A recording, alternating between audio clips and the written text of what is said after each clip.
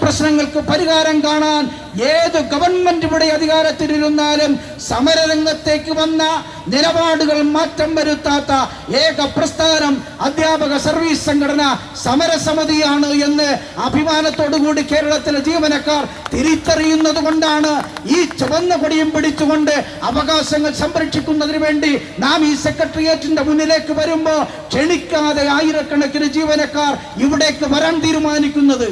ഈ പണിമുടക്ക് പ്രഖ്യാപിച്ചാൽ ഞങ്ങളുണ്ട് ഒന്നാമതായി പണിമുടക്കിലേക്ക് എന്ന് പറയാൻ കഴിയുന്ന തരത്തിലേക്ക് കേരളത്തിന്റെ സിവിൽ സർവീസും അധ്യാപക സമൂഹത്തിലും മാറ്റം വന്നതെങ്കിലും നിങ്ങൾ കാണേണ്ടേ?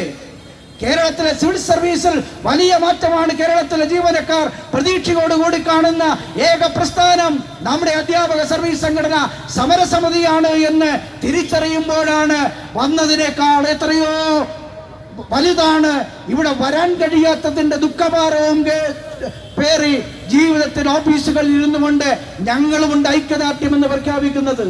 ഈ സമരത്തിന് നിലനിൽക്ക് ആയിരക്കണക്കിന് ആളുകൾ ജീവനക്കാർ ഇവിടേക്ക് വന്നപ്പോ തിരുവനന്തപുരം നഗരത്തിലെ സർക്കാർ ജീവനക്കാർ തീരുമാനിച്ചു, ഞങ്ങൾക്ക് പലവിധ കാരണങ്ങൾ കൊണ്ട് സമരരംഗത്തേക്ക് വരാൻ കഴിയില്ല, പക്ഷെ നിങ്ങൾക്ക് കഴിക്കാനുള്ള ഉച്ചഭക്ഷണം ഞങ്ങളുടെ അടുക്കളയിൽ നിന്ന് പൊതിച്ചോറായി നിങ്ങളുടെ സഖാക്കളിലൂടെ ഈ സമരപ്പന്തലിൽ എത്തും എന്നുള്ള പ്രതീക്ഷയാണ് ഞങ്ങൾ ഇന്നലെ ഓഫീസുകളിൽ പ്രഖ്യാപിച്ചു. കേരളത്തിന്റെ പല ഭാഗത്തു നിന്നും ജീവനക്കാർ ഇവിടേക്ക് വരുന്നുണ്ട്.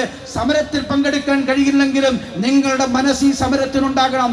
നിങ്ങൾക്ക് വേണ്ടിയാണ് സർക്കാർ ഓഫീസിന്റെ കറങ്ങിന്റെ പങ്കയുടെ കീഴിൽ നിന്ന് ഫയലെഴുതുന്നവർ അവർ പറഞ്ഞു, ഞങ്ങൾക്ക് വരാൻ കഴിയാത്തതിന് ഒരുപാട് കാരണങ്ങളുണ്ട് കേരളത്തിന്റെ സിവിൽ സർവീസിലും അധ്യാപക മേഖലയിലുമല്ല. പക്ഷേ ഞങ്ങൾ വരുന്നില്ലെങ്കിലും നിങ്ങളുടെ സമരത്തിൽ ഞങ്ങളുടെ മനസ്സുണ്ട്, ഞങ്ങളുടെ ഭക്ഷണമുണ്ട്, ഞങ്ങളുടെ പിന്തുണയുണ്ട്. ആ പിന്തുണയോടുകൂടിയാണ് 36 മണിക്കൂർ സമരം ഞങ്ങൾ ഇവിടെ നടത്തുന്നു എന്ന് പറയുന്നതിൽ കേരളത്തിലെ അധ്യാപക സർവീസ് സംഘടനയ്ക്ക്